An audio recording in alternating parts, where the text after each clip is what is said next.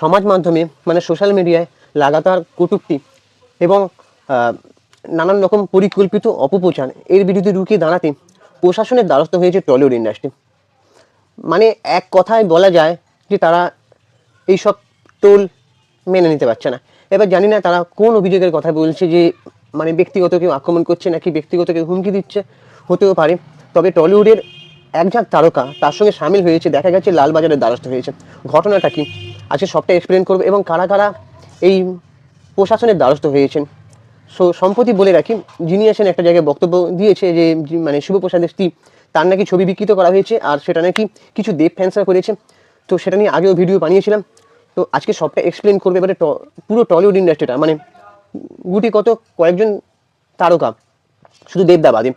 দেবদা তো অবশ্য প্রথমেই জানিয়ে দিয়েছে যে এসবের বিরোধিতা তো অবশ্যই করেছেন, তারপরেও তিনি বলেছেন যে টোল একটা জীবনের অঙ্গ। যত গায়ে কম মাখবেন ততই ভালো, কারণ সে নিজেও মানে একটা সময় গেছে তাকে এত পরিমাণ টোল করা হতো, সেটা আমার মনে হয় না আর কোনো তারকার সাথে করা হয়েছে। সে এটাই বলতে চাইছে যে যত গায়ে কম মাখবেন ততই ভালো হবে, কারণ এটা একটা জীবনের অঙ্গ। আমি এবং আরও অন্যান্য তারকারা এটার সঙ্গে প্রতিদিন মানে অভ্যস্ত হয়ে গেছে, নিজেকে অভ্যস্ত করে নিতে হবে। সবাই কিন্তু সবসময় যে একটা অভিনেতা বা একটা ব্যক্তিকে ভালো বলবেন তা কিন্তু নয়, ঠিক আছে? এবার অনেকে সেই টুলিং বা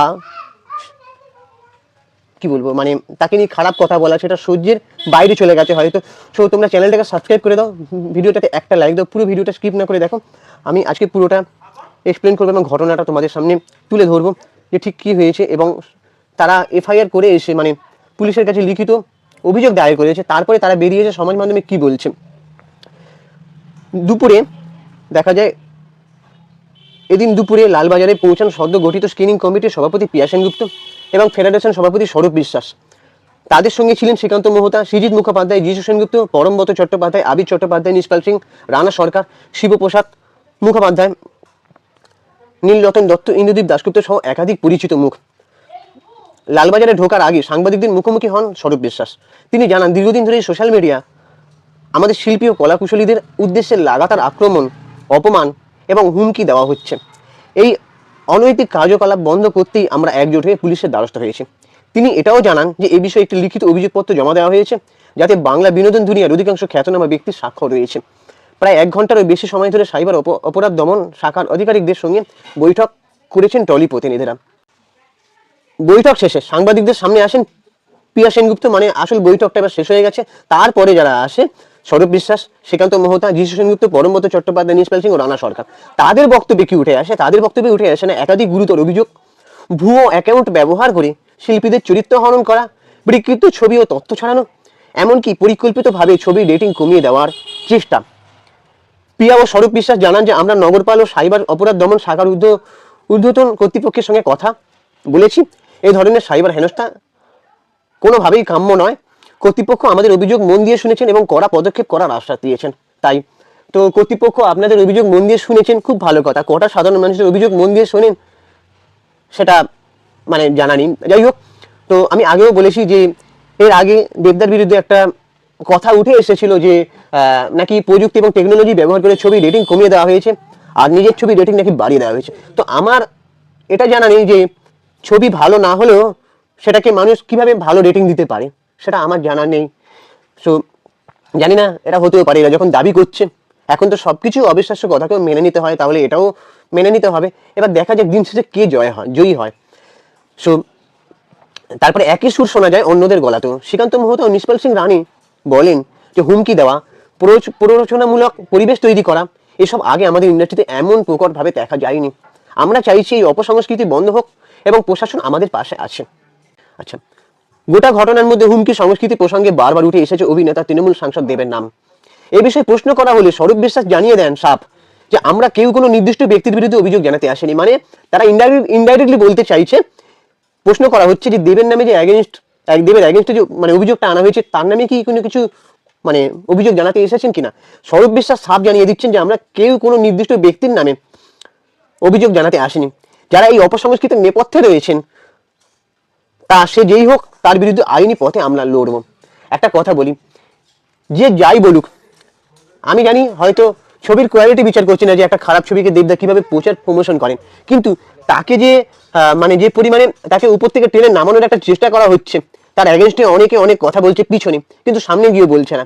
সেখানে দেবদা একটা ইন্টারভিউতে জানিয়েছে যে স্ক্রিনিং কমিটির সঙ্গে যখন তার কোনো মানে সমর্থন মিলছে না, যেমন দেবদা নাকি 12:1 সে নাকি মানে নোটা চিহ্নে ভোট দিয়েছে। সো দেবদা বলছে যে 13-14 জন যার এগেনস্টে দাঁড়িয়েছে সে একজন দেব। মানে কথাটা বলতে কত দম লাগে ভাবতে পারছো। আজকে আমাদের সঙ্গে এটা হয়, তোমরা একটা ভালো কাজ করবে, দেখবে তোমাদেরকে টেনে নিচে নামানোর কিভাবে একটা চেষ্টা করা হবে। গোটা পরিবার পরিজন, তারপর আরো যারা তার সঙ্গে একসাথে মানে চেষ্টা করবে। যাই হোক, এবারে দেবকে তো দেখা যায়নি মানে তাদের সঙ্গে হাত মেলাতে বা তাদের সঙ্গে উপস্থিতিতে, তো সেই জন্য সেইটা নিয়ে জিজ্ঞেস করা হচ্ছে তার অনুপস্থিতি নিয়ে। সৌরভ বিশ্বাস তখন জানান অনেকেই ব্যস্ততার কারণে আসতে পারেনি, যদিও এর আগেই দেব নিজেই জানিয়েছিলেন লালবাজার অভিযানের বিষয়ে তিনি কিছু জানেন না। ফলে তার অনুপস্থিতি ঘিরে জল্পনা আরও ঘনীভূত হয়েছে। প্রসঙ্গত ডিসেম্বরে মুক্তিপ্রাপ্ত একাধিক বাংলা ছবিকে ঘিরে টিকিট বুকিং অ্যাপে ইচ্ছাকৃতভাবে রেটিং কমানোর অভিযোগ ওঠে। প্রথমে সেই অভিযোগ প্রকাশ্যে আনেন প্রযোজক রানা সরকার এবং পরে একই সুর শোনা যায় পরিচালক সৃজিত মুখোপাধ্যায়ের গলাতেও। এই পরিস্থিতির মধ্যে টলিউডে স্ক্রিনিং কমিটির প্রয়োজনীয়তা নিয়ে একটা বৈঠক করা হয়। সে বৈঠকে সকলেই স্ক্রিনিং কমিটির পক্ষে ভোট দিলেও দেব ভোট দেন নোটায়। এরপর থেকেই টলিউড বনাম দেব তত্ত্ব নিয়ে আলোচনা শুরু হয়। কারা এই সাইবার হেনস্থার টোলের নেপথ্যে, অভিযোগের লক্ষ্যই বা ঠিক কারা, এসবের উত্তর এখনো স্পষ্ট নয়। তবে লালবাজার অভিযান এক কথা স্পষ্ট করে দিল যে সমাজ মাধ্যমে চলা এই আক্রমণের বিরুদ্ধে এবার আজ চুপ থাকতে নারাজ বাংলা চলচ্চিত্র জগতের কিছু ব্যক্তিত্বরা। দেখো, দেবদার নামে যদি এখন কিছু কথা আমি বলি, যে দেবদার নামে যে অভিযোগটা উঠেছে যে রেটিং কমিয়ে দেওয়া টিকিট বুকিং অ্যাপে মানে বুক মাই শোতে, সো এটা আমার জানা নেই। আমি আগেই বললাম যে কিভাবে একটা ভালো ছবি না হলে রেটিং দেবে কি করে পাবলিক। এবার সেটা কি কোনো কারণে হ্যাক করে বা প্রযুক্তি ব্যবহার করে কি সেটা নিজের রেটিং ছবি বাড়ানো যায় বা অন্যদের কমানো যায়, এটা আমার জানা নেই, হলেও হতে পারে, এটা নিয়ে আমার সন্দেহ রয়েছে। তবে দেবদার মানে দেবদার সাইকোলজি দিয়ে যদি আমি বিচার করি, আমি তো বলবো সে ঠিক কথাই বলেছে। কারণ ট্রোলিং এখন সমাজ মাধ্যমটা যেদিকে যাচ্ছে, তুমি না কিছু করেও না আটকে রাখতে পারবে না কোনো কিছুকে। তুমি কাদের বিরুদ্ধে কথা বলছো, যাদের বিরুদ্ধে তুমি এই যে মানে বলছো যে যারা করছে এরকম, তুমি যদি একটা ভালো কাজ করো, আবেগ দিয়ে তোমাকে জাজ করা শুরু করে দেবে যে না এই তো একটা ভালো কাজ করেছে। আজকে দেবদাকে কত পরিমাণে ট্রোল করা হতো, মানে সে ট্রোল সহ্যের বাইরে চলে গেছিল।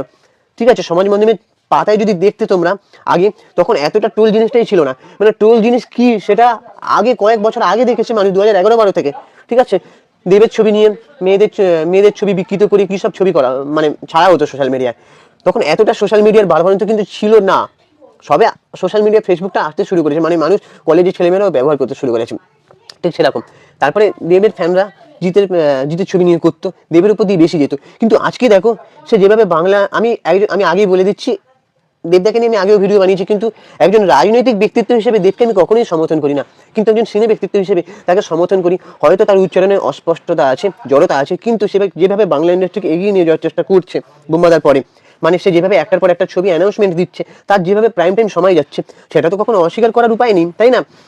সো সে মানে এটাই বলতে চাইছি আমি, সে যেভাবে টোল হয়েছে আজকে, কিন্তু তাকে নিয়ে টোলটা খুব কম হয়। দেখবে তোমরা যেভাবে টোলটা একটা সময় 2011, 12, 13, 14 করা হতো, তখন এখন কি সেই পরিমাণে দেবকে নিয়ে টোলটা করা হয় না। কিন্তু দেখবে আজকে দেবের এগেনস্ট এই যে ফেডারেশন বা স্ক্রিনিং কমিটি এই যে মিটিং হচ্ছে দেবদার সমর্থনে নিয়ে, তোমরা কমেন্ট বক্সটা খুলে দেখবে যে দেব ঠিক করেছে, দেব সেই কমিটিতে না থাকাই ভালো।